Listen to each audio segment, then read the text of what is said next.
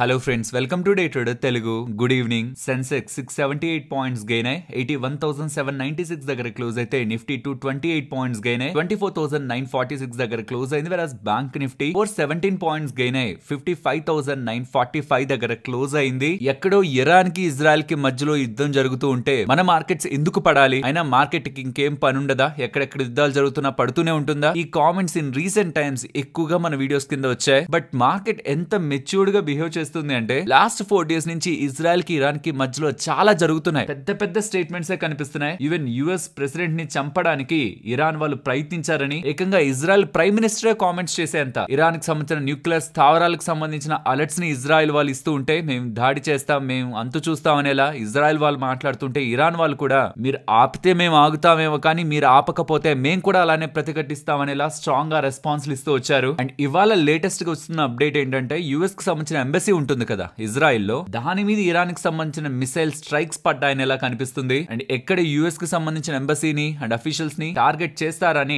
Trump చాలా గట్టిగానే warning ఇచ్చారు. ఈ జరుగుతున్న యుద్ధానికి యుఎస్ కి ఎటువంటి సంబంధం లేదు, కానీ మేము ఉన్నాం అనుకుని పొరపాటున మా మీద దాడి చేస్తే మాత్రం ఫుల్ స్ట్రెంగ్త్ తో గతంలో ఎప్పుడూ చూడనంత విధంగా యుఎస్ తమ ఆర్మ్డ్ ఫోర్సెస్ తో వస్తుంది ఇరాన్ కి, తాడో పేడో తేల్చుకుంటాం ఇరాన్ తో అని ట్రంప్ ఇండైరెక్ట్ గా 1 డే బ్యాక్ వార్నింగ్ ఇస్తూనే ఇజ్రాయెల్ ఇరాన్ మధ్యలో తన ఒక శాంతి దూతగా ప్రయత్నిస్తున్నారని, వాళ్ళిద్దరితో చాలా టైం బ్యాక్ నుంచి కాంటాక్ట్ లో ఉంటూ వాళ్ళిద్దరి మధ్యలో ఒక పీస్ ని కుదర్చడానికి ప్రయత్నిస్తున్నారని, ఇలానే గతంలో ఇండియా పాకిస్తాన్ కూడా తన ఒక శాంతి దూతగా ఉంటూ యుద్ధాన్ని ఆపాడని, ఈవెన్ ఇప్పుడు కూడా ట్రేడ్ ని వాడి మీకు బెనిఫిట్ ఇస్తాను లేకపోతే మీ మీద టారిఫ్లు వేస్తానని భయపెట్టి తన దగ్గర ఉంటున్న ఆయుధమైన ట్రేడ్ ని వాడే ఈ డీల్స్ ని చేస్తున్నాడని, తను ఎంతో కష్టపడుతున్నాడని దేశాల మధ్యలో శాంతిని నెలకొల్పడానికి, కానీ తనకు సంబంధించిన క్రెడిట్ ఏం సరిగా రావట్లేదని, బట్ అయినా పర్లేదు పీపుల్ అండర్స్టాండ్ చేసుకుంటారు, మొత్తానికి యుద్ధాలని ఆపగలుగుతున్నారనే సంతృప్తి ఉందనేలా ట్రంప్ సైడ్ నుంచి మనకు అప్డేట్స్ కూడా కనిపిస్తాయి. ఇన్ని డేటా పాయింట్స్ జరిగాయి కదా. యూజువల్ గా ఇలా జరిగినప్పుడు ఏం జరుగుతుంది చెప్పండి? మార్కెట్ పడ్డం పక్కన పెట్టండి, గ్లోబల్ గా ఒక అన్సర్టనిటీ మీరు చూసే ఉంటారు కదా. రష్యా యుక్రెయిన్ క్రైసిస్ అప్పుడు మార్కెట్ ఎంత నలిగిందంటే అంత నలిగింది, చాలా నెలల పాటే నలిగింది. ఆ పాయింట్ లో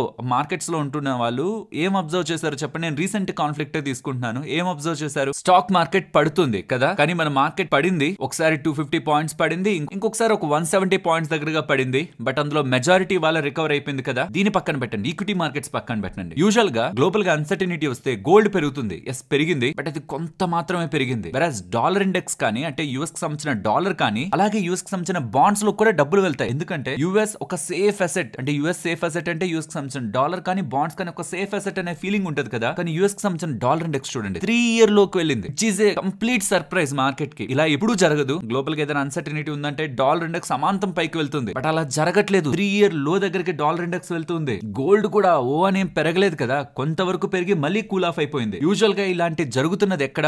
మిడిల్ ఈస్ట్ లో, అంటే క్రూడ్ ఆయిల్. ఇన్ఫాక్ట్ ఇజ్రాయెల్ వాళ్ళు ఇరాన్ కి సంబంధించిన క్రూడ్ ఆయిల్ స్థావరాల మీద కూడా కొన్నిటి మీద దాడి చేశారు. మరి అలాంటప్పుడు క్రూడ్ ఆయిల్ ఎంత పెరగాలి చెప్పండి? ఫ్రైడే మనకి 7% దగ్గరగా పెరిగి తర్వాత ఒక 2% దగ్గరగా పెరిగి మళ్ళీ కూల్ ఆఫ్ అయిపోయింది అనమాట.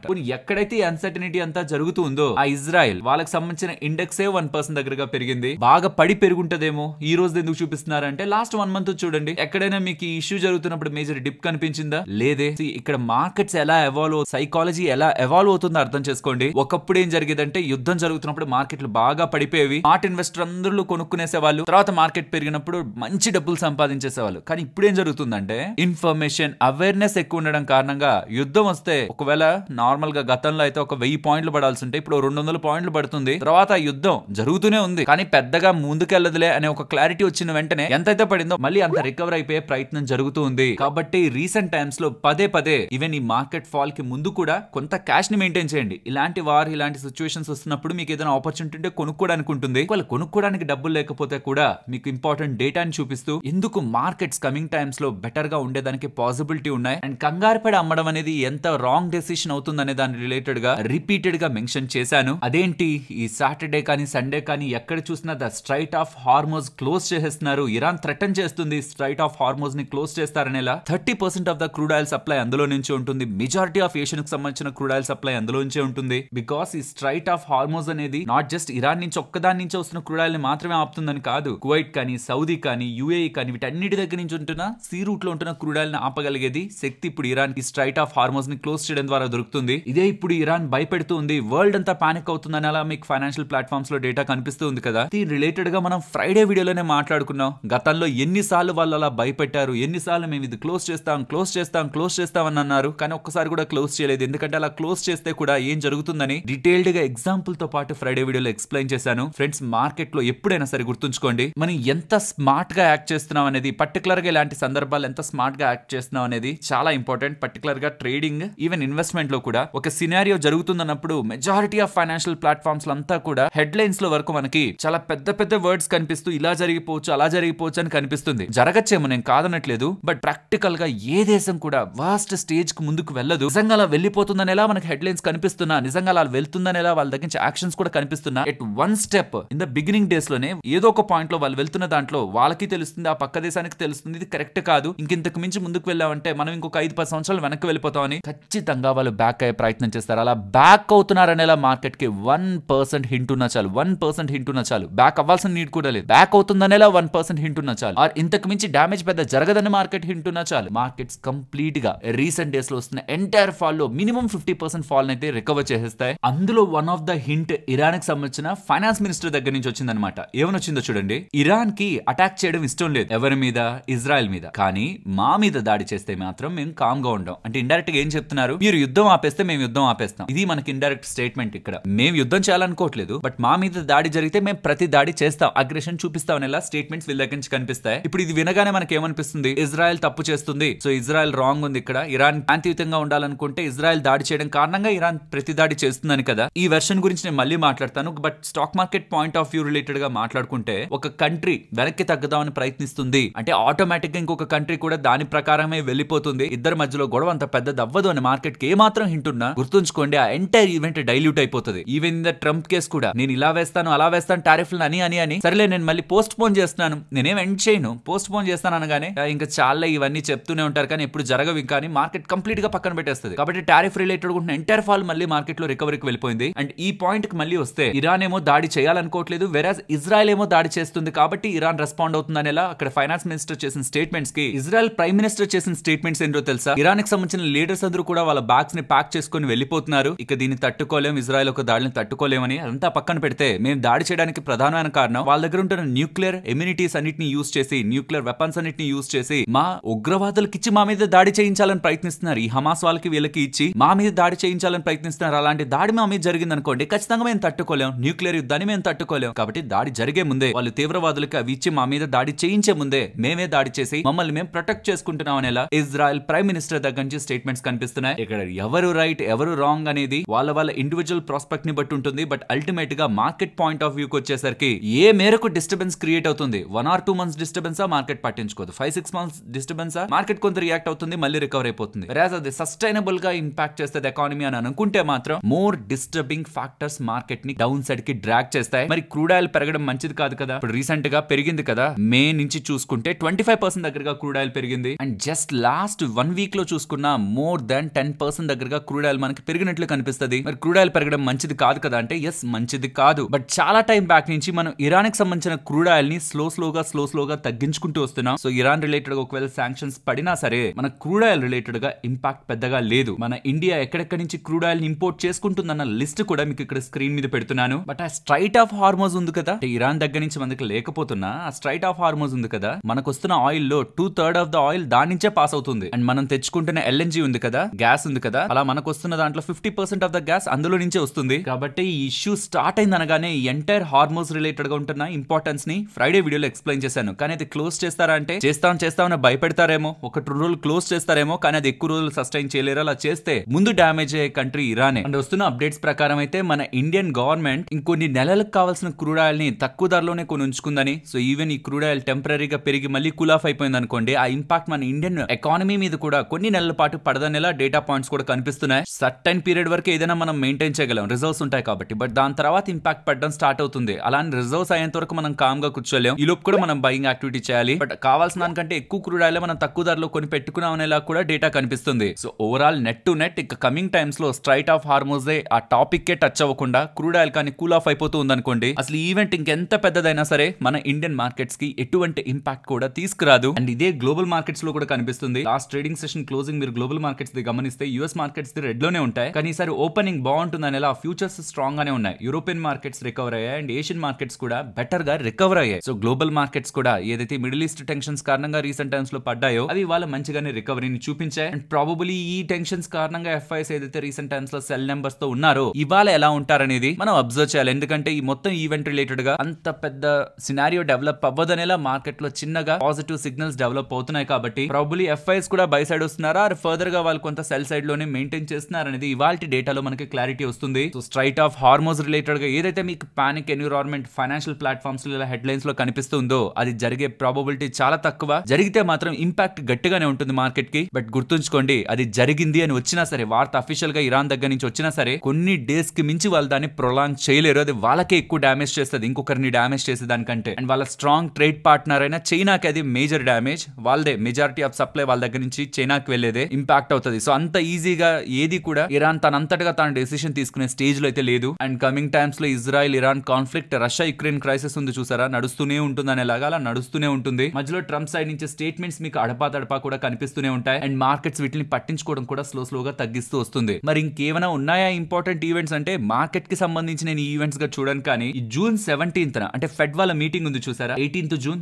దానికి 1 day బిఫోర్ అంటే రేపు G7 సమిట్ మీటింగ్ అయితే జరగబోతుంది కెనడాలో. ప్రెసెంట్ జరుగుతున్న 3 గ్లోబల్ టెన్షన్స్ కి మధ్యలో ఈ మీటింగ్ జరుగుతూ ఉండడం, ఈవెన్ దీనికి ట్రంప్ కూడా వెళ్ళి అటెండ్ అవుతారు అంటూ ఉండడం, ఎలాంటి స్టేట్మెంట్స్ అయినా వస్తాయని మార్కెట్ లో కొంత వాచ్ మోడ్ అయితే స్టార్ట్ అయింది. ఈ పర్టికులర్ ఈవెంట్ రిలేటెడ్ గా నాటో మీటింగ్ కూడా మనకి జూన్ 24, 25 జరగబోతుంది నాటో సమిట్. ఈ నాటో సమిట్ కంటే కూడా ఈ G7 రిలేటెడ్ గా ఉంటున్నదే మేజర్ రేపు మనకి జరుగుతుంది. బట్ అలానే ఇక్కడ మార్కెట్ ని ఇంపాక్ట్ చేసే అప్డేట్స్ వస్తాయి అనుకోవట్లేదు. కానీ లీడర్స్ అందరూ కలుస్తున్నారు కదా, ఏదైనా ప్రాబబుల్ స్టేట్మెంట్స్ వచ్చే అవకాశం అయితే ఉంటుంది. అండ్ ఎవరైనా ఈ స్ట్రైట్ ఆఫ్ హార్మోన్స్ రిలేటెడ్ గా ఎలాంటి ఇంపాక్ట్ ఉంటుంది మార్కెట్స్ మీద తెలుసుకోవడానికి మాత్రం ఫ్రైడే మన మార్కెట్ వీడియోని ఈ రెండు స్టాక్స్ కి ముందు చేసిన ఈ వీడియో ఉంది చూసారా, దీంట్లో మనం ఎక్స్ప్లెయిన్ చేయడం జరిగింది. మస్ట్ గా చూడండి. అప్పుడే even in the worst case వాళ్ళు ఒకవేళ ఇరాన్ వాళ్ళు వర్స్ట్ స్టెప్ తీసుకొని స్ట్రైట్ ఆఫ్ హార్మోన్స్ ని క్లోజ్ చేస్తున్నా ఎందుకు ఆ ఇంపాక్ట్ ఎక్కువ రోజులు కంటిన్యూ అవ్వదనేది కూడా మనకు అర్థమవుతుంది. అండ్ ఈ ఫెడ్ ఈవెంట్ తో పాటు bank of Japan and bank of England కి సంబంధించిన ఈ సెంట్రల్ బ్యాంక్స్ కి సంబంధించిన దాంతో పాటు స్విస్ నేషనల్ బ్యాంక్ ఇంకా 7 more నేషనల్ బ్యాంక్స్ ఈ సెంట్రల్ బ్యాంక్స్ కి సంబంధించిన ఇంట్రెస్ట్ రేట్ యాక్షన్ అయితే ఈ వీక్ ఉండబోతుంది. ఈ వీక్ లో ఆల్మోస్ట్ ఒక 10 national banks or central banks వాళ్ళ రేట్ కట్స్ రిలేటెడ్ గా డెసిషన్ ని తీసుకోబోతున్నాయని కూడా మనం అర్థం చేసుకోవాలి. వాటన్నిటిలో మనం హైలైట్ గా చేసి చూడాల్సింది మాత్రం యుఎస్ ఫెడ్ వాళ్ళకి సంబంధించింది. అది జూన్ 18th మన మార్కెట్స్ క్లోజ్ అయ్యాక నైట్ అప్డేట్ అవుతుంది. దాని తర్వాత ట్రేడింగ్ సెషన్ లో మార్కెట్ లో అది ఇంపాక్ట్ కనిపిస్తుంది. అండ్ మార్కెట్స్ రిలేటెడ్ గా రీసెంట్ టైమ్స్ లో చెప్తూ వస్తున్న స్టేట్మెంట్ ఒకటే, వీలైతే 10-20% క్యాష్ ని మెయింటైన్ చేస్తూ రండి. ఏదైనా సడన్ ఇంపాక్ట్ ని క్రియేట్ చేసినప్పుడు, లెట్స్ ఇరాన్ వాళ్ళే స్ట్రైట్ ఆఫ్ హార్మోన్స్ ని క్లోజ్ చేస్తున్నాం అనగానే ఖచ్చితంగా క్రూడ్ ఆయిల్ బాగా పెరిగిపోతుంది, మార్కెట్ సడన్ గా పానిక్ అవుతాయి కదా, ఆ టైంలో కొంత కొనుక్కోవడానికి 10-20% ఒక పాకెట్ మనీలా మన దగ్గర ఉంచుకునే ప్రయత్నం చేద్దాం. అట్లా అని మెజారిటీ ఆఫ్ మనీని పోర్ట్ఫోలియో నుంచి లాగద్దు. పడుతుందో పడదో కూడా మనకు తెలియదు, కొంచెం పడుతున్నాయి మళ్ళీ రికవర్ అయిపోతున్నాయి. సో ఏదైనా ఒక పాయింట్ లో ట్రంప్ కానీ గ్లోబల్ గా ఏదైనా అన్సర్టనిటీ క్రియేట్ అయినప్పుడు 10-20% కమింగ్ టైమ్స్ లో బాగా మార్కెట్ పెరిగినప్పుడు కూడా ఇది క్యాష్ లా మెయింటైన్ చేస్తారండి. పడితే కొండం, లేదని అలా మెయింటైన్ చేయాలని అనుకున్నా సరే అలా మీరు స్టాక్స్ ని అలా ఉంచిన ఆర్ ఈక్విటీస్ లో మీరు పెట్టిన ఇన్వెస్ట్మెంట్స్ ని టచ్ చేయకుండా, మ్యూచువల్ ఫండ్స్ ETF లో పెట్టినవి టచ్ చేయకుండా వదిలేసిన వాటి అంతటిగా అవి వాటి పని చూసుకుంటూ వెళ్ళిపోతాయి. మన ఇండియన్ మార్కెట్ పెరగదేమో అని భయంగా ఉందని అనిపిస్తే మాత్రం ఈ వీడియో ఇక్కడ నేను మీకు ఏదైతే హైలైట్ చేస్తున్నానో ఈ వీడియోని అబ్జర్వ్ చేయండి. ఇందులో కరెక్ట్ గా 10 minutes దగ్గర నుంచి డోంట్ మిస్ అనే ఒక టాపిక్ ఉంటుంది. అది మీరు చూసారంటే ఎవరు ఎంత భయపెట్టినా మార్కెట్ గురించి మీరు స్ట్రాంగ్ గా స్టాండ్ అయి ఉంటారు మార్కెట్ లో. ఫ్రెండ్స్, ఇలా మార్కెట్ లో ఉంటున్న ఎంటైర్ డేటాను అనాలిసిస్ చేస్తూ కంటెంట్ మీ వరకు తీసుకురావడానికి మేము టీం పెట్టిన ఎఫర్ట్స్ మీకు వాల్యుబుల్ గా అనిపించిందా? అనిపిస్తే ఒక్క లైక్ చేస్తూ పెడుతున్న ఎఫర్ట్స్ ని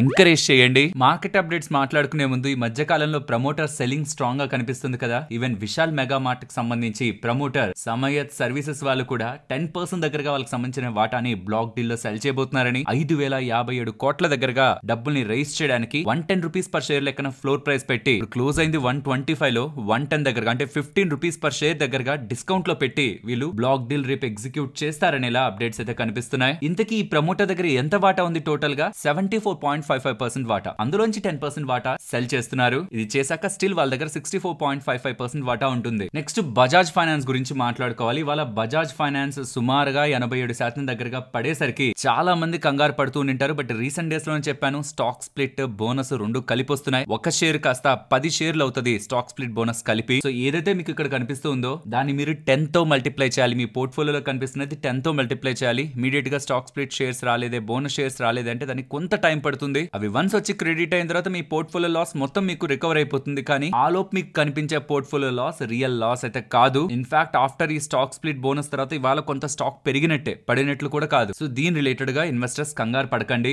నెక్స్ట్ టాటా మోటార్స్ గురించి మాట్లాడుకోవాలి. టాటా మోటార్స్ స్టాక్ ఇవాళ పడింది కదా, దీనికి ప్రధానమైన కారణం వాళ్ళ ఇన్వెస్టర్ డే మీట్ కి ముందు వాళ్ళ JLR రిలేటెడ్ రిలేటెడ్ గా వాళ్ళకి సంబంధించిన కన్సాలిడేటెడ్ రెవెన్యూలో 70% ఆఫ్ ద రెవెన్యూ ని కంట్రిబ్యూట్ చేసే ఈ జిఎల్ఆర్ రిలేటెడ్ గా గైడెన్స్ అయితే ఇచ్చారు. FY26 గైడెన్స్ ఏముంది, ఏ నెగిటివ్ గా ఏం పెద్ద లేదు కదా. ఆపరేటింగ్ ప్రాఫిట్ 5 to 7% ఉంటుంది అంటున్నారు, క్యాష్ ఫ్లో 0 దగ్గరకు ఉంటాయంటున్నారు, అండ్ 27-28 లో ఇంప్రూవ్ అవుతారంటున్నారు కదా. అంటే FY25 లో వాళ్ళు చెప్పిన లెక్క వేరు, FY26 లో చెప్తున్న లెక్క వేరు. అది నేను మీకు కంపేర్ చేసి చెప్తాను. FY25 లో వాళ్ళ ఆపరేటింగ్ సైడ్ ఎబిట్ సైడ్ వాడు చెప్పింది 8.5% దగ్గరగా గ్రోత్ ఉంటుందని ఆపరేటింగ్ ప్రాఫిట్. బట్ ఇప్పుడు ఏమంటున్నారు, లోయర్ సైడ్ 5% అయినా ఉంటుంది లేదా 7% అయినా ఉంటుందని. సో గతంలో చెప్పిన దానికంటే తగ్గిస్తున్నారా. అండ్ క్యాష్ ఫ్లో కూడా FY26 లో గతంలో వాళ్ళు చెప్పింది 1.5 బిలియన్ యూరోస్ దగ్గరగా ఉంటుందని, బిలియన్ యూరోస్. మరి ఇప్పుడు అది 0. మరి స్టాక్ ఎందుకు రికవర్ అయింది, బాగా పడిపోవాలి కదా, గ్యాప్ డౌన్ అయింది కదా, ఇంకా పడిపోవాలి కదా. అంటే రీసెంట్ టైమ్స్ లో జరిగిన అన్సర్టనిటీస్ కారణంగా FY26 లో ఇలా వాళ్ళ స్టాండ్ ని కొంత చేంజ్ చేసుకున్నారని, FY27 FY28 లో మళ్ళీ రికవర్ అవుతారని, ఎబిట్ రిలేటెడ్ గా ఏదైతే 8.5 వస్తుందన్నారో గతంలో, ఈ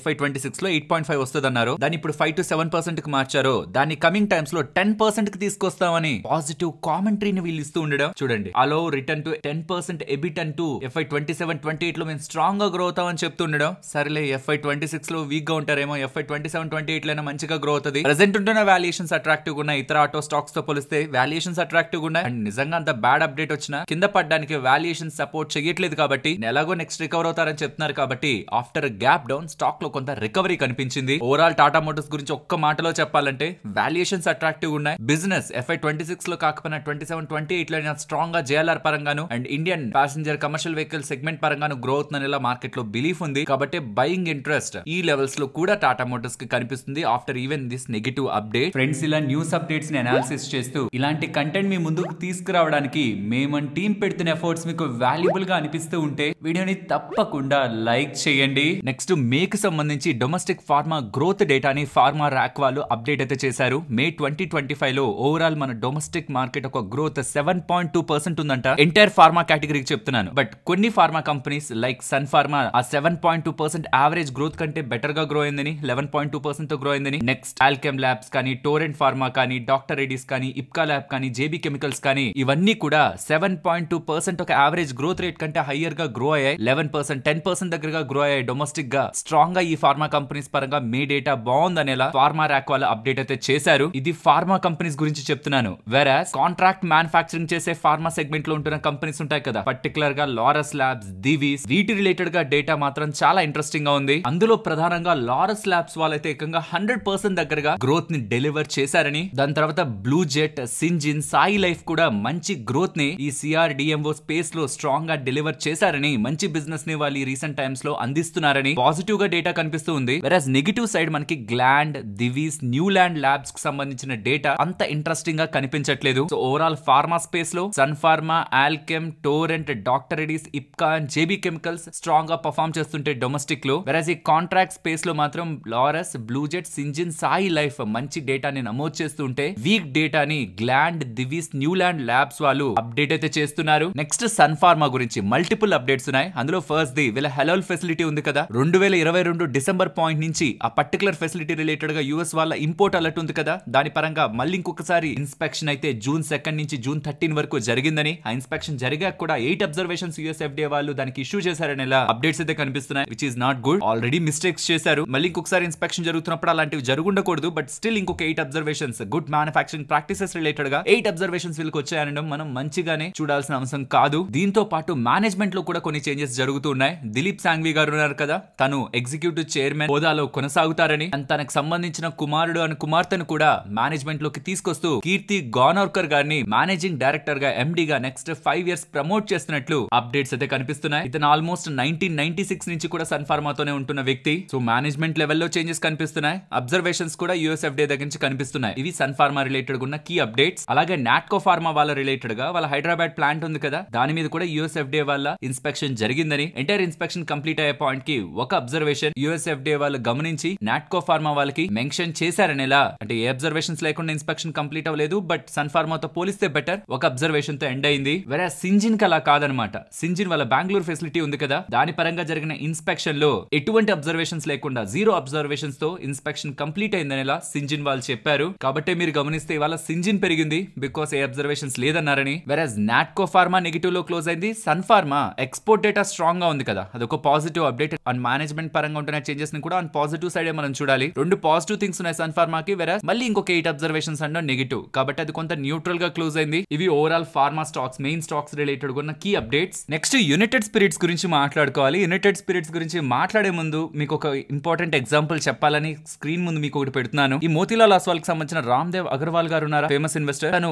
మెక్డొనాల్డ్ అనే కంపెనీని 16 రూపాయల్లో కొన్నారట. అప్పుడు మార్కెట్ క్యాపిటల్ 200 కోట్లు, కానీ ఇప్పుడు 1,05,000 కోట్లు. అంటే ఎంత పెరిగిందో చూడండి. 200 కోట్ల నుంచి 1,05,000 కోట్లకి మార్కెట్ క్యాపిటల్ పెరిగింది. అలానే స్టాక్ కూడా పెరిగింది. తను కొన్నదానికి ఒక థీసిస్ ఉంది. అడ్వర్టైజ్మెంట్ చేస్తుంటే ఏదైనా ఒక కంపెనీ 100 crore కి అడ్వర్టైజ్మెంట్ స్పెండ్ చేస్తుంటే దాన్ని మినిమం 300 to 400 crore లో వాల్యూ చేయాలనుకున్నారంట ఆ కంపెనీని. అలాంటిది మెక్డొనాల్డ్స్ వాళ్ళు 100 crore దగ్గరగా వాళ్ళు అడ్వర్టైజ్మెంట్ కి స్పెండ్ చేస్తుంటే మార్కెట్ క్యాపిటల్ ఏమో 200 crore లోనే ఉంది. సో ఈజీగా డబుల్ అయ్యే ఛాన్స్ ఉంది కదా అని ఇన్వెస్ట్మెంట్ చేశారట. కానీ ఒక దగ్గరికి వెళ్ళినప్పుడు ఎథిక్స్ రిలేటెడ్ గా బుక్ చదివి సిన్ స్టాక్స్ లో ఇన్వెస్ట్మెంట్ చేయకూడదు, ఈ ఆల్కహాల్ కానీ టొబాకో కానీ వీటిలో మనం డబ్బులు పెట్టకూడదని బయటకు వచ్చేసాక అది ఎంతలా గ్రో అయిందనేది విత్ ఎగ్జాంపుల్ తో పాటు వెల్ నెంబర్స్, ప్రాఫిట్స్ వీటిని ఎక్స్ప్లెయిన్ చేస్తూ ఎంతలా గ్రో అయిందనేది ఇక్కడ మీరు స్క్రీన్ మీద ఆ డేటా కనిపిస్తుంది. ఇక్కడ నేను చెప్పాలనుకుంటున్నది డేటా మీకు చాలా దగ్గరలో అవైలబుల్ గా ఉంటుంది, ఏం చేయాలి ఏం చేయకూడదని. బట్ అల్టిమేట్ గా డెసిషన్ తీసుకునేది మనం కాబట్టి బ్యాలెన్స్డ్ అప్రోచ్ ని స్టాక్ మార్కెట్ ఇన్వెస్ట్మెంట్ లో ఫాలో అవ్వాలి, ఎమోషనల్ అప్రోచ్ ని కాదు. వాళ్ళు ఇప్పుడు రియల్ అప్డేట్ గురించి మాట్లాడుకుందాం. రీసెంట్ గా యునైటెడ్ స్పిరిట్స్ రిలేటెడ్ ఉన్న అప్డేట్ ని చెప్పాను కదా. మహారాష్ట్ర గవర్నమెంట్ వాళ్ళు ఎక్సైజ్ డ్యూటీని భారీగా పెంచి డబ్బులు లాభంగా పొందాలనుకుంటున్నారని, దాని కారణంగా ప్రధానంగా ఇంపాక్ట్ అయ్యేది యునైటెడ్ స్పిరిట్స్ అని కూడా చెప్పాను. తర్వాత రాడికో ఖైతాన్ అని కూడా చెప్పాను. ఎందుకు ఇంపాక్ట్ అవుతాయి? అలా ఎక్సైజ్ డ్యూటీని పెంచారనుకోండి, వాళ్ళకుంటున్న లాభాన్ని ఆ మార్జిన్ ని మెయింటైన్ చేయాలంటే ఖచ్చితంగా వాళ్ళు ధరలను పెంచాలి. ధరలు పెంచితే ఎంతవరకు పెంచడానికి ఛాన్స్ ఉంది? రీసెంట్ గా ఉంటున్న ఎక్సైజ్ డ్యూటీ చేంజెస్ ప్రకారం ఈ రాడికో ఖైతాన్ కానీ యునైటెడ్ స్పిరిట్స్ కానీ 30% దగ్గరగా వాటి ధరలను పెంచాలి, ఆల్కహాల్ ధరలను పెంచాలి. ఖచ్చితంగా వాల్యూమ్స్ పడతాయి కదా. మందు తాగే వాళ్ళు ఎలా ఉన్నా తాగేస్తారనుకోవడం రైట్ కాదు. ఒక బడ్జెట్ లో ఉంటున్నప్పుడు, ఒక రేంజ్ లో ఉంటున్నప్పుడు తాగే క్వాంటిటీ వేరే ఉంటుంది. అది మరీ పెరిగిపోయింది అనుకోండి, దాన్ని తాగే క్వాంటిటీ తగ్గుతుంది, వాల్యూమ్స్ తగ్గుతాయి, బిజినెస్ ఇంపాక్ట్ అవుతుంది. కాబట్టి ధరలను పెంచితే వీళ్ళు కూడా ధరలను పెంచేస్తారు, కంపెనీకి ఏ ఇంపాక్ట్ ఉండదు అని మనం అనుకోకూడదు. కాబట్టి దీని రిలేటెడ్ గా CIABC వాళ్ళు, confederation of Indian alcoholic beverage companies, వీళ్ళు ఈ గ్రూప్ వాళ్ళు గవర్నమెంట్ ని, మహారాష్ట్ర గవర్నమెంట్ ని వార్న్ చేశారు. మీరు ఎక్సైజ్ డ్యూటీని పెంచి మీరు లాభాలని పొందాలని చూస్తున్నారేమో, కానీ అలా ఎక్సైజ్ డ్యూటీని పెంచేస్తే అధిక ధరలు అయిపోతే మద్యం కొనుగోళ్లు తగ్గి ఓవరాల్ వాల్యూమ్స్ తగ్గి మీకు ఇప్పుడు వస్తున్న డబ్బులు కూడా సరిగా రాదు. కాబట్టి మీరు తీసుకునే డెసిషన్ గురించి ఇంకొకసారి ఆలోచించండి అనేలా గవర్నమెంట్ కి వీళ్ళు రిప్రజెంటేషన్ ఇచ్చారని, అలా మీరు మార్చకపోతే మేము ఇప్పుడు ఇస్తున్న MRP కి, ఆల్కహాల్ రిలేటెడ్ గా ధరలకి 30 నుంచి 50% దగ్గరగా మేము ధరలను పెంచాల్సి ఉంటుందని వాళ్ళు వార్న్ చేస్తూ ఉండడం. మరి చూడాలి గవర్నమెంట్ ఏ డెసిషన్ తీసుకుంటుందో. నేను లాస్ట్ టైం చెప్పాను, యునైటెడ్ స్పిరిట్స్ కి 20 నుంచి 22% దగ్గరగా రెవెన్యూ మహారాష్ట్ర నుంచి వస్తుంది. అలాగే రాడికో ఖైతాన్ కి 7 to 8% దగ్గరగా రెవెన్యూ వస్తుంది. ఒకవేళ గవర్నమెంట్ ఒక స్టెప్ వెనక్కి వెళ్లి కానీ వాళ్ళ ధరల పెంపుని వెనక్కి తీసుకుంటే మాత్రం అది రాడికో ఖైతాన్, యునైటెడ్ స్పిరిట్స్ కి రెండింటికి మంచిదే. అండ్ యునైటెడ్ స్పిరిట్స్ కి రాడికో ఖైతాన్ కి చాలా డిఫరెన్స్ ఉంది. యునైటెడ్ స్పిరిట్స్ వాళ్ళు ప్రీమియమైజేషన్ రిలేటెడ్ గా ఎక్కువ ఫోకస్ చేస్తూ ఉంటారు, వెరాజ్ రాడికో ఖైతాన్ ఇంకొంత సిమిలర్ డిఫరెంట్ మేనర్ ఉంటుంది. అండ్ వీటి రెండింటి పరంగా ఉంటున్న ఇంపార్టెంట్ కంపారిజన్ కూడా మీకు స్క్రీన్ ముందు పెడుతున్నాను. బట్ అల్టిమేట్ గా ఇది ఒక సిన్ గ్రూప్ కి సంబంధించిన కంపెనీనే. ఆల్కహాల్ అండ్ ఈవెన్ ITC కూడా టొబాకో రిలేటెడ్ ఉంటున్న కంపెనీ. ఇలాంటివన్నీ ఈ గ్రూప్ కి ఎందుకు వస్తాయి? దీంట్లో ఇన్వెస్ట్మెంట్ చేయాలా లేదా, చేస్తే కూడా కంటిన్యూ చేయాలా లేదా అనేది పర్సనల్ గా మీ ఇండివిజువల్ డెసిషన్. ఈ గ్రూప్ ఆఫ్ సెక్టార్స్ ని కొంతమంది అవాయిడ్ చేస్తుంటారు, బట్ నాకు పర్సనల్ గా తెలుసుకోవాలని ఉంది. ఇఫ్ ఇన్ కేస్ ఒక పర్టికులర్ కంపెనీ గ్రో అవుతుందని మీకు అనిపిస్తే, అది ఈక్వల్లీ సిన్ గ్రూప్ లో ఉందనుకోండి, ఆల్కహాల్ టొబాకో సెగ్మెంట్ లో ఉందనుకోండి, మీరు దాంట్లో మంచి ఆపర్చునిటీ ఉందనుకుంటే ఇన్వెస్ట్మెంట్ ప్రాస్పెక్ట్ లో చూసి ఇన్వెస్ట్మెంట్ చేస్తారా? లేదా అదొక సిన్ గ్రూప్ కి సంబంధించిన కంపెనీ, నేను ఎందుకు వాళ్ళ బిజినెస్ లో ఇన్వెస్ట్మెంట్ చేయాలి అనుకొని కంప్లీట్ గా అవాయిడ్ చేస్తారా? మీ ప్రాస్పెక్ట్ తెలుసుకోవాలని ఉంది. వీలైతే కామెంట్ సెక్షన్ లో చెప్పండి. నెక్స్ట్ ర్యాపిడో, ఓలా, ఊబర్ వాడుతున్న వాళ్ళకి కొంత షాక్ అయితే కనిపిస్తుంది. కర్ణాటకలో ఓలా, ఊబర్, ర్యాపిడో టాక్సీస్ అయితే బ్యాన్ చేశారు ఇవాల్టి నుంచే. వెరస్ గోవాలో ఓలా, ఊబర్ కి ఎంట్రీయే లేదని అక్కడ సీఎం అయితే చెప్తున్నారు. వాళ్ళ రీజన్స్ వాళ్ళకు ఉంటాయి. బట్ అల్టిమేట్ గా కస్టమర్ కు కన్వీనియన్స్ పోతుంది కదా ఇక్కడ. అండ్ దీని మీద ఉపాధి కల్పించుకోవాలనుకుంటున్న చాలా మంది, ఉపాధి పొందుతున్న చాలా మంది కూడా సడన్ గా ఈ అప్డేట్ తో ఇంపాక్ట్ అయితే అవుతారు. ర్యాపిడో వాళ్ళు ఏం చేశారో చూడండి. ర్యాపిడో బైక్ టాక్సీని తీసేసి పార్సల్ అని పెట్టారు, బైక్ పార్సల్ అని పెట్టారు. సో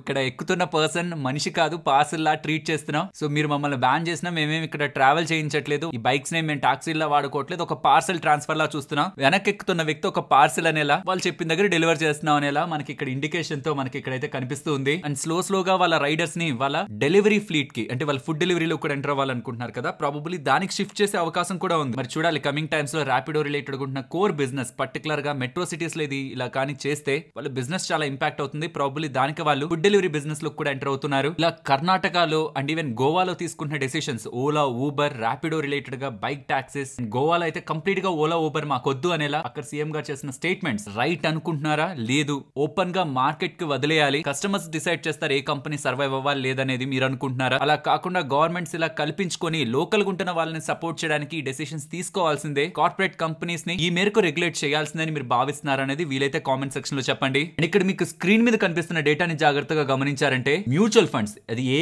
మ్యూచువల్ ఫండ్స్, ఇండియాలో ఉంటున్న టాప్ మ్యూచువల్ ఫండ్స్ అన్ని కూడా మే మంత్ లో ఏ స్టాక్స్ ని కొత్తగా కొన్నాయి. ఆ లిస్ట్ ఇక్కడ మీకు ఫస్ట్ కాలమ్ లో కనిపిస్తుంది. అండ్ ఏ స్టాక్స్ నుంచి, గతంలో ఉంటున్న స్టాక్స్ నుంచి ఏ స్టాక్స్ నుంచి కంప్లీట్ గా ఎగ్జిట్ అయ్యాయి ఇక్కడ కనిపిస్తుంది. అండ్ ఉంటున్న స్టాక్స్ లో ఏ స్టాక్స్ రిలేటెడ్ గా వాటాని ఇంకా పెంచుకున్నాయి అండ్ వేటిలో వాటాని ఇంకా తగ్గించుకున్నాయి. అండ్ ఆ పర్టికులర్ మ్యూచువల్ ఫండ్ కి సంబంధించిన టాప్ హోల్డింగ్ ఏంటి లార్జ్ క్యాప్ లో అండ్ టాప్ హోల్డింగ్ ఏంటి మిడ్ క్యాప్ లో, ఆ ఎంటైర్ డేటా కూడా ఇక్కడ మీకు కనిపిస్తుంది. సో ఈ రెడ్ హైలైట్స్ ని తీసేస్తున్నాను. ఇది మే మంత్ కి సంబంధించిన డేటా, పోర్ట్ఫోలియో డేటా. ప్రాబబుల్లీ మీకు ఏదైనా కొత్త కంపెనీస్ మీద వర్క్ చేయాలనిపించింది అనుకోండి, టాప్ న్యూ ఎంట్రీ ఉందా వీటి మీద వర్క్ చేయొచ్చు, ఆర్ ఆల్రెడీ ఉంటున్న వాటిలో వాటాన్ని పెంచుకుంటున్న దాని మీద వర్క్ చేయొచ్చు. మన దగ్గర ఆల్రెడీ ఉంటున్న వాటిల్లో ఎగ్జిట్ అవ్వాలా లేదా అని స్ట్రగుల్ అవుతుంటే, మనం ఆల్రెడీ డిసైడ్ అయింటే మ్యూచువల్ ఫండ్స్ కూడా ఎగ్జిట్ తీసుకుంటుంటే అదొక సపోర్టివ్ ఫ్యాక్టర్, అలాగే వాటాను తగ్గించుకుంటేనే అదొక సపోర్టివ్ ఫ్యాక్టర్. అండ్ ఏదైనా పర్టికులర్ స్టాక్ లో మనం హెవీ వెయిటేజ్ హోల్డ్ చేయాలా లేదా అనే ఒక క్లారిటీ కోసం టాప్ హోల్డింగ్స్, మనం అనుకుంటున్న స్టాక్స్ లోని మ్యూచువల్ ఫండ్స్ హోల్డ్ చేస్తున్నాయా లేదా లార్జ్ క్యాప్స్ లో, మిడ్ క్యాప్స్ లో అన్నది ఇంకాస్త కన్విక్షన్ ఇస్తుంది. అంటే వాళ్ళే మెజారిటీ ఆఫ్ పోర్ట్ఫోలియోలో టాప్ హోల్డింగ్స్ గా లార్జ్ క్యాప్ ని, ఆ మిడ్ క్యాప్ ని, ఆ స్మాల్ క్యాప్ ని హోల్డ్ చేస్తుంటే మనం కూడా దానికి హెవీ వెయిటేజ్ ఇవ్వచ్చు కదా ఒక క్లారిటీ, ఆ ఒక చిన్న కన్విక్షన్ ఈ డేటా ద్వారా బిల్డ్ అవుతుంది.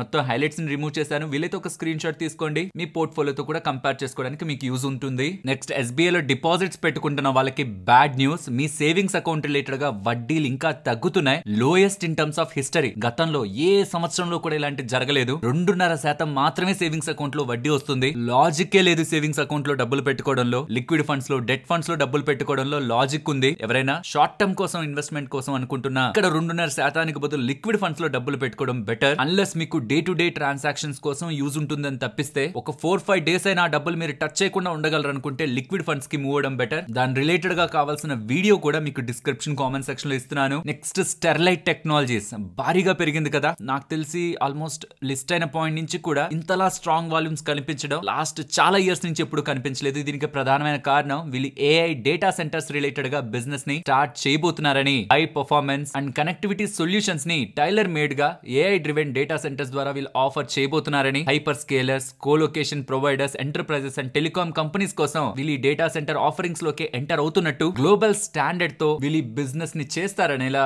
అప్డేట్స్ చేస్తుండడం, ఈ డేటా సెంటర్ బిజినెస్ రిలేటెడ్ గా వీళ్ళ రోల్ స్ట్రాంగ్ గా ఉంటుందనేలా కమింగ్ టైమ్స్ లో అప్డేట్స్ చేస్తుండడం, optical fibre and optical fibre cables వీటిని అందించి టెలికాం స్పేస్ లో ఉండే ఈ కంపెనీకి డేటా సెంటర్స్ లో బిజినెస్ కోసం ఎక్స్పాండ్ అవుతున్నంత విజన్ ఉంది. సో కమింగ్ టైమ్స్ లో మంచి బిజినెస్ గ్రో అవుతుంది. Because global data centre market అనేది 10.5% తో గ్రో అవుతుంది. ఆల్రెడీ $517 బిలియన్ కి టార్గెట్ గ్రో అవుతున్న బిజినెస్ లో వీళ్ళు ఎంటర్ అవుతున్నారంట. చిన్న కంపెనీ కదా, మంచిగా బిజినెస్ చేస్తుందని మార్కెట్ ఎక్స్పెక్ట్ చేస్తూ స్ట్రాంగ్ గా ఇవాళ రివార్డ్ అయితే చేసింది. సో చెప్పాలంటే ఇది చాలా బిగ్ అప్డేట్. మరి చూడాలి ఎలాంటి ఎగ్జిక్యూషన్ తో వీళ్ళు ఈ బిజినెస్ ని ముందుకు తీసుకువెళ్తారని. నెక్స్ట్ ఇజ్రాయిల్ లో ఆదాని పోర్ట్స్ వాళ్ళకి సంబంధించిన హైఫా పోర్ట్ ఉంది కదా, దాన్ని ఇరానియన్ వాళ్ళు స్ట్రైక్ చేసి డామేజ్ చేసేసారు. ఇన్ఫాక్ట్ డెస్ట్రాయ్ చేశారని కొన్ని ఇరాన్ కి సంబంధించిన ట్విట్టర్ ప్లాట్ఫామ్స్ నుంచి అప్డేట్స్ అయితే కనిపించాయి. బట్ దాని రిలేటెడ్ గా మేనేజ్మెంట్ వెంటనే రెస్పాండ్ అవుతూ అది ఫాల్స్, అలా జరగలేదని ఎలా క్లారిటీ అయితే ఇచ్చారు. అదాని గ్రూప్ CFO దగ్గర నుంచి అఫీషియల్ గా స్టేట్మెంట్స్ కనిపిస్తుండడం డెఫినెట్లీ అదాని పోర్ట్స్ రిలేటెడ్ గా ఇన్వెస్ట్మెంట్ చేసిన వాళ్ళకి కొంత కాన్ఫిడెన్స్ అయితే ఇస్తుంది. బికాస్ ఆ పోర్ట్ వీళ్ళకి చాలా ఇంపార్టెంట్. వాళ్ళ ఎంటైర్ బిజినెస్ లో 3% దగ్గరగా బిజినెస్ ని యాడ్ చేస్తుంది. 2023 ఆగస్ట్ లో దాన్ని 4,300 కోట్ల ఎంటర్ప్రైజ్ వాల్యూలో వాళ్ళు కొన్నారు. దానికి ఇన్సూరెన్స్ కూడా ఉంటుంది పోర్ట్ కి. బట్ బిజినెస్ అయితే టెంపరీగా ఇంపాక్ట్ అవుతుంది కదా అక్కడ ఏం డ్యామేజ్ జరిగినా. కానీ యాజ్ ఆఫ్ నౌ ఉంటున్న అఫీషియల్ కమ్యూనికేషన్ ప్రకారం వాళ్ళ హైఫా పోర్ట్ కి ఎటువంటి ఇంపాక్ట్ కలగలేదనేలా డేటా అయితే కనిపిస్తుంది. HBL ఇంజనీరింగ్ వాళ్ళకి 30,67,00,000 విలువ చేసే Kavach upgrade contract southern railway వాళ్ళ దగ్గర నుంచి లభించిందని, నెక్స్ట్ 24 మంత్స్ లో దీన్ని కంప్లీట్ చేస్తారని, టోటల్ ఆర్డర్ బుక్ 4,029 crore దగ్గరగా ఉందనేలా అప్డేట్స్ అయితే చేశారు. అలాగే ఈ HBL వాళ్ళకి 132,95,00,000 విలువ చేసే కవచ్ ఆర్డర్ లభించిందని, 48 స్టేషన్స్ లో ఇన్స్టాల్ చేయడానికి సదరన్ సెంట్రల్ రైల్వే వాళ్ళ దగ్గర నుంచి లభించిన ఆర్డర్ ని దీన్ని నెక్స్ట్ 18 మంత్స్ లో కంప్లీట్ చేస్తారనేలా కూడా HBL ఇంజనీరింగ్ వాళ్ళు చెప్తూ ఉన్నారు. నెక్స్ట్ ఏథర్ ఎనర్జీ వాళ్ళ మీద గతంలో GST వాళ్ళు నోటీసులు ఇచ్చారనమాట. 22,94,00,000 మీరు కట్టాల్సిందని డిమాండ్ నోటీసులు ఇచ్చారు. ఇప్పుడు దాన్ని వెనక్కి తీసుకుంటున్నట్టు, ఆ డిమాండ్ నోటీసులను డ్రాప్ చేస్తున్నట్లు తమిళనాడు స్టేట్ GST డిపార్ట్మెంట్ వాళ్ళు 3 GST ప్రొసీడింగ్స్ రిలేటెడ్ గా అప్డేట్ చేస్తుండడం కంపెనీ పరంగా మంచిగానే చూడాలి. అండ్ నెక్స్ట్ సుబ్రో స్టాక్ ఎందుకు రీసెంట్ టైమ్స్ లో ఇంతలా పెరుగుతుందనేలా చాలా వరకు క్వశ్చన్స్ వస్తూ ఉన్నాయి. ఫ్రెండ్స్ 2024 ఈవెన్ 2023లో కూడా October 1st, 2025 నుంచి వస్తున్న అన్ని ట్రక్స్ కి, పెద్ద పెద్ద ట్రక్స్ అన్నిటికి కూడా ఏసీని మ్యాండేటరీ చేయాలనేలా అప్డేట్ చేశారా? మీరు ఆ పాయింట్ లో ఉంటున్న న్యూస్ అప్డేట్స్ ని మన ఛానల్లో కూడా చూసినా, ఆ ఫైనాన్షియల్ ప్లాట్ఫామ్స్ లోకి వెళ్ళి చూసినా అప్డేట్స్ ఆల్రెడీ మనకి గతంలో ఉన్నాయి. బట్ ఇప్పుడు ఆ డేట్స్ దగ్గర పడుతూ ఉండడం, దాంట్లో ఎవరైతే బిజినెస్ చేస్తున్నారో వాళ్ళకి అడ్వాంటేజ్ గా అయితే ఉంటుంది. అందులో leading player Subros. Passenger vehicles ఉంటాయి, కార్స్ ఉంటాయి కదా, వాటిలో ఏసీలో వాళ్ళకి 42% మార్కెట్ షేర్ ఉంది. వేరే ట్రక్స్ లో 54% మార్కెట్ షేర్ ఉంది. బట్ ఇప్పటి వరకు వాళ్ళకి వస్తున్న మెయిన్ బిజినెస్ అంతా ప్యాసింజర్ వెహికల్స్ నుంచి వచ్చింది 80% వరకు. బట్ ఈ CV commercial vehicle space related గా వస్తున్న కొత్త చేంజెస్ తో ఇక్కడ నుంచి మంచిగా బిజినెస్ పెరిగే అవకాశం ఉంది. ఆ ప్యాసింజర్ వెహికల్ కంటే కూడా ఇప్పుడు కమర్షియల్ వెహికల్ స్పేస్ లో వాళ్ళకి మంచి ఆపర్చునిటీ కనిపించిందంటే రెవెన్యూస్, ప్రాఫిట్స్, మార్జిన్స్ ఇవన్నీ ఇంప్రూవ్ అవుతాయని మార్కెట్ భావిస్తూ స్టాక్ లో ఇవన్నీ రిఫ్లెక్ట్ చేయడానికి, ముందుగానే రిఫ్లెక్ట్ చేయడానికి ప్రయత్నిస్తూ ఉంది. ఆల్రెడీ ఫ్రమ్ జూన్ 8 నుంచి కొత్తగా తయారయ్యే ఏ medium and heavy commercial vehicles అయినా సరే ఖచ్చితంగా ఎయిర్ కండిషన్డ్ క్యాబిన్స్ ఉండాలనేలా ఆల్రెడీ మనకి రూల్ అమలవడం స్టార్ట్ అయింది. సో దీనికి బిజినెస్ పెరుగుతుందని ఉంటున్న స్ట్రాంగ్ ఎక్స్పెక్టేషన్స్ స్టాక్ ఇంతలా పెరగడానికి ప్రధానమైన కారణం. బట్ 2023 నుంచి కూడా కేంద్ర ప్రభుత్వం ఈ పర్టికులర్ థీమ్ రిలేటెడ్ గా మల్టిపుల్ టైమ్స్ అప్డేట్స్ అయితే చేసింది. నెక్స్ట్ స్పైస్ జెట్ వాళ్ళ నెంబర్స్ వచ్చాయి. లాస్ట్ 7 years లో ఫస్ట్ టైం వీళ్ళు ప్రాఫిటబుల్ గా ఉన్నారు on yearly basis and consecutive గా ఇది సెకండ్ ప్రాఫిటబుల్ క్వార్టర్ అన్నమాట. వీళ్ళు కూడా దాన్ని హైలైట్ చేసుకున్నారు ఇక్కడ. బట్ ఇక్కడ ప్రాబ్లం అంతా ఆపరేషనల్ క్యాష్ ఫ్లోస్ లో ఆల్మోస్ట్ 1689 crore దగ్గరగా మనకి నెగటివ్ సైడ్ కనిపిస్తుంది. ఆపరేషనల్ ఎఫిషియన్సీని ఇంప్రూవ్ చేసి, కాస్ట్ కటింగ్ చేసి ప్రాఫిటబుల్ గా వచ్చారు, కానీ ఇంకా బిజినెస్ రిలేటెడ్ గా స్ట్రాంగ్ రికవరీ అయితే కనిపించట్లేదు. మార్కెట్ షేర్ కూడా సేమ్ యాజ్ ఇట్ ఈస్ గా మెయింటైన్ అవుతుంది. బట్ అట్లీస్ట్ ఇది కొంత బెటర్ థింగే. ఎక్కడికి వెళ్ళిపోతుంది కంపెనీ అనుకునే దగ్గర నుంచి స్టెబిలైజ్ అవుతుందని ఒక పాయింట్ కి అయితే తీసుకొస్తున్నారు. ఈక్విటీ ఇన్ఫ్యూషన్ కూడా 500 crore దగ్గరగా ఇన్ఫ్యూషన్ కూడా కంప్లీట్ అయిందని, 24 న్యూ ఫ్లైట్స్ దగ్గరగా యాడ్ అయ్యాయని, నెట్వర్త్ కూడా పాజిటివ్ గా టర్న్ అయ్యి 683 crore దగ్గరగా పాజిటివ్ నెట్వర్త్ ఉందనేలా అప్డేట్స్ అయితే కనిపిస్తున్నాయి. యాక్చువల్లీ ఏవియేషన్ స్పేస్ లో మంచి గ్రోత్ కి ఆపర్చునిటీ ఉంది. బట్ సర్వైవ్ అవ్వగలగాలి. ఇది ఆల్మోస్ట్ సర్వైవ్ అవుతున్నట్లే కనిపిస్తుంది. బట్ నెక్స్ట్ ఫ్యూ క్వార్టర్స్ మనం అబ్జర్వేషన్ లో పెడితే కానీ క్లారిటీ మనకి రాదు. యాజ్ ఆఫ్ నౌ నెంబర్స్ లో కొంత రివైవల్ అయితే కనిపిస్తుంది. నెక్స్ట్ రీసెంట్ గా ఐపీఓ గా లిస్ట్ అయిన బెల్రైజ్ ఇండస్ట్రీస్ వాళ్ళ నెంబర్స్ ని పోస్ట్ చేశారు. ఆన్ ఇయర్ కంపారిజన్స్ రెవెన్యూ 49% పెరుగుతుంది. మార్జిన్స్ ఎక్స్పాండ్ అవుతున్నాయి. లాస్ట్ టైం 11.66% ఉంటే ఈసారి 12.14%. ప్రాఫిట్ కూడా స్ట్రాంగ్ గా ఎలివేట్ అవుతుంది. Overall good set of numbers. ఇది ఆటో కాంపోనెంట్ ప్లేయర్ అనమాట. మరొక ఇంట్రెస్టింగ్ వీడియోతో మళ్ళీ మీ ముందుకు వస్తాను. అంతవరకు టేక్ కేర్. జై హింద్.